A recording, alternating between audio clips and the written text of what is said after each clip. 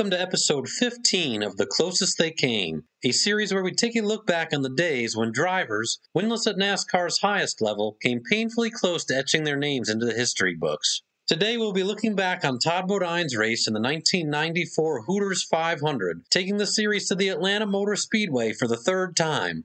Growing up in Chemung, New York, Bodine would follow his older brothers Jeff and Brett into NASCAR competition, making his Busch Series debut at Martinsville Speedway in 1986.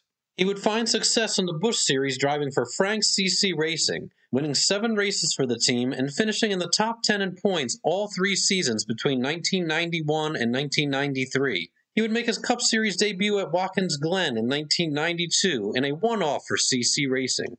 Later making a handful of starts for Butch Mock Motorsports in 1993, before running full-time for the team in 1994. By the time teams would head to Hampton, Georgia for the season finale, Bodine had earned 1 top 5 and 6 top 10 finishes in 40 Cup Series starts up to that point. He would roll off 36th out of the 43-car field, though would quickly establish that he had a fast car and race trim, moving steadily forward to reach the 15th position by the time the competition caution came out on lap 31 to check tire wear. Occurring at the height of the 1994 tire wars, fresh rubber would be at a premium compared to fuel and would lead to frequent pit stops and various strategies playing out throughout the day. Following this pit sequence, Bodine would remain in 15th place for the restart on lap 35. He would continue his charge forward, entering the top 5 13 laps later, and making his way up to 3rd by the time the next round of pit stops began. Look at Todd Bodine just turn left in that Factory Stores car and go by Derek Cope.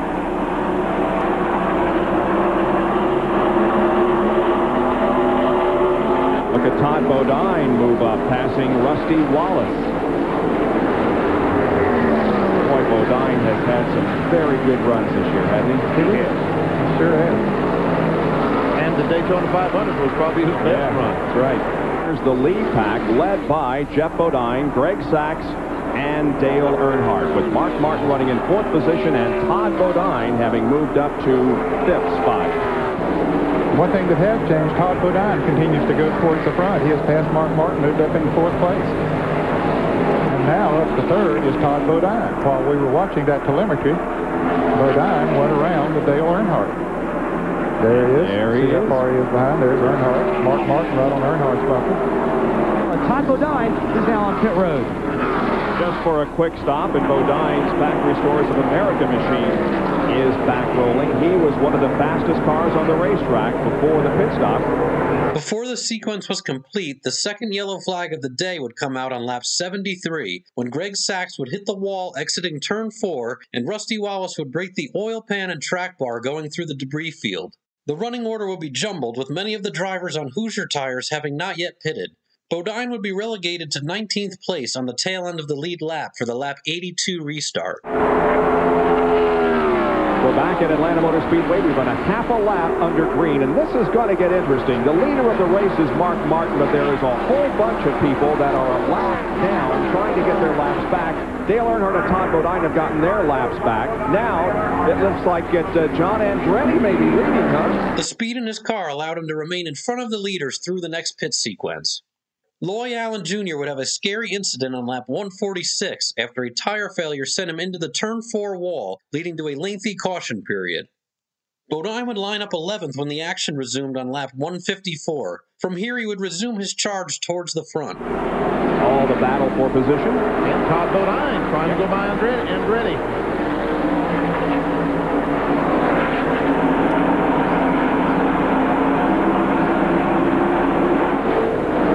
Welcome back to Atlanta Motor Speedway and live coverage of the Hooters 500. I'm Bob Jenkins, along with Benny Parsons, Ned Jarrett, Jerry Punch, John Kernan, and Bill Weber. Some great racing up front. It's still Mike Wallace leading this race, closely pursued by Todd Bodine. Taking over the lead for the first time on lap 176. Cope, yeah, Derek Cope. Mark Martin is right there. So is Lake Speed.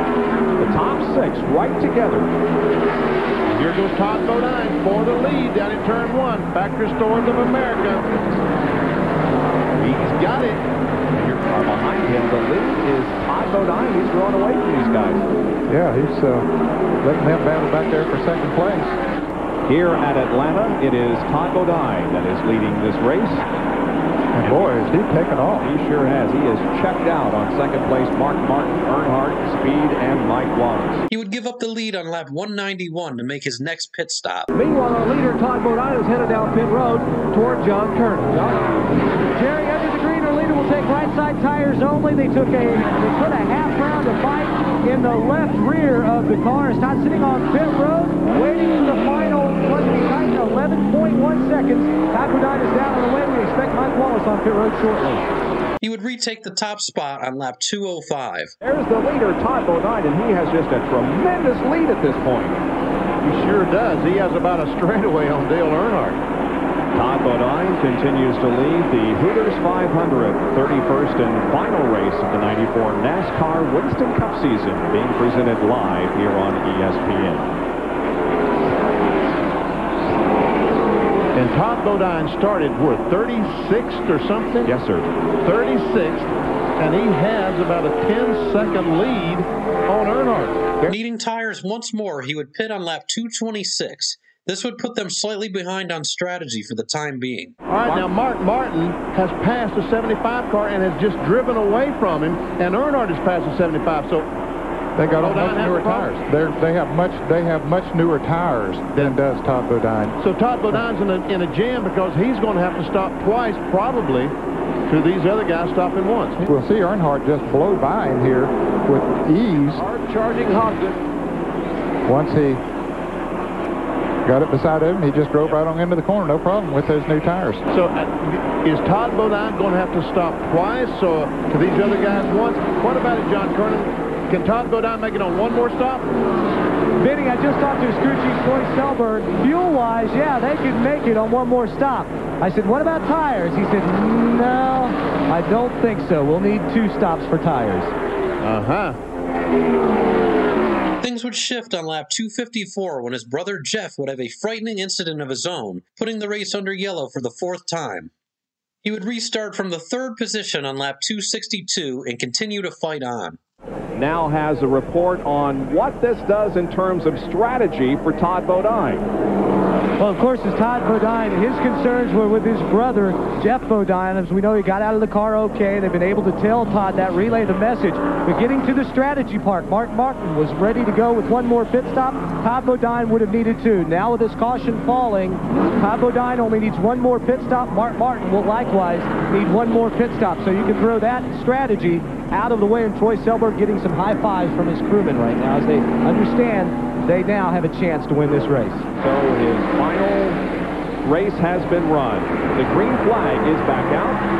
There are 8 cars on the lead lap. Earnhardt is the 2nd place car, and Todd Bodine is 3rd. 4th is Blake Speed, and 5th is Mike Wallace. Here comes Todd in 3rd. Separated by the lap car where he was. 60 laps to go. Todd Bodine looks like he's gaining on these guys. And you know, there's an award, the AP Parts Meet the Challenge, for the driver that gains the most positions in a day, and Todd Bodine will easily win that award today. Well, not easily. He started 36th and is in 3rd spot right now, so he would gain 33 spots. The 75 car of Todd Bodine is now in 2nd place, having passed Dale Earnhardt. But he did give up several spots and now finds himself back in 13th place, 2 laps down, as Bodine has 2nd. He would retake the lead for the final time on lap 299 when Mark Martin headed into the pits. And the stop was less than 11 seconds for Mark Martin. Now Dale Earnhardt is going down in turn 1. Can he catch Martin before he gets up to speed? Unfortunately, with 27 laps to go, his final stop of the day would not go as planned. Now, right now, Todd Bodine is the leader of the race. Here he comes. He's coming in the pits. Here's John Kernan to call Todd's stop. Todd Bodine is in, and you can see one of the straps that holds the windshield down on the right side of the car is come loose. It's sticking up, but it shouldn't cause a problem. It'll be right side, tires only for Todd Bodine. He can play the car has been just a little bit loose. He stalls the car again. That's the 2nd time in the last 3 pit stops that he's momentarily stalled the car before getting out of his pit. He pulls out. Jimmy Hensley is also out. Now there goes Mark Martin, just went by, so Todd Bodine has a tremendous amount of ground to make up. He can never make it up in the time remaining. Bodine would eventually finish third behind Earnhardt and Martin, who would claim his second victory of the season and 14th of his career. Steve Meal crew goes wild, and Todd Bodine smokes badly as he crosses the finish line. He blows up as he crosses the start-finish line. That's amazing. Well, it lasted long enough. He had exactly a 500-mile motor. Well, a career best finish in Winston Cup for Todd Bodine. You guys gave it a lot there, but you just didn't have enough to win this race. No, we had a real good car right in the middle of the race, and as the race went on, the sun heated up, whatever, track got a little slick, and we could never get the car adjusted quite right for it, but we didn't have nothing for Mark and Dale at the end, but we had a real good run. Factory stores and Adidas have been with us all year, and you know, we've crashed the last 6 or 7 races, and it's been awful hard on the crew. They worked awful hard. This is a car we crashed at Phoenix. They worked the rear ends off fixing it, and you know, it's a real tribute to the team, and hopefully if we can keep this together for 6, 7, 8, 10 years, we'll be like Dale Earnhardt and Richard Childress and get us 7 championships. Well, you hear that, 6, 7, 8, 10 years, looking for a little longevity. Let's go to Bill Weber, who's in the garage area. Bodine would go on to have 5 more top 5 and 14 more top 10 finishes, along with 2 exhibition victories at the Cup level before running his final full-time season in 2003. He would find continued success in the Busch Series, eventually finishing his career with 15 victories and 5 top 5 points runs, including a best of 2nd in 1997. Bodine's greatest accomplishments in the NASCAR realm came in the Truck Series, where he would claim 22 race victories and 2 championships. Todd Bodine made the most of the opportunities he had at the Cup level, showing incredible speed at times in underfunded equipment, winning multiple championships and nearly 40 races in nationally touring NASCAR divisions. He certainly was an immense talent behind the wheel.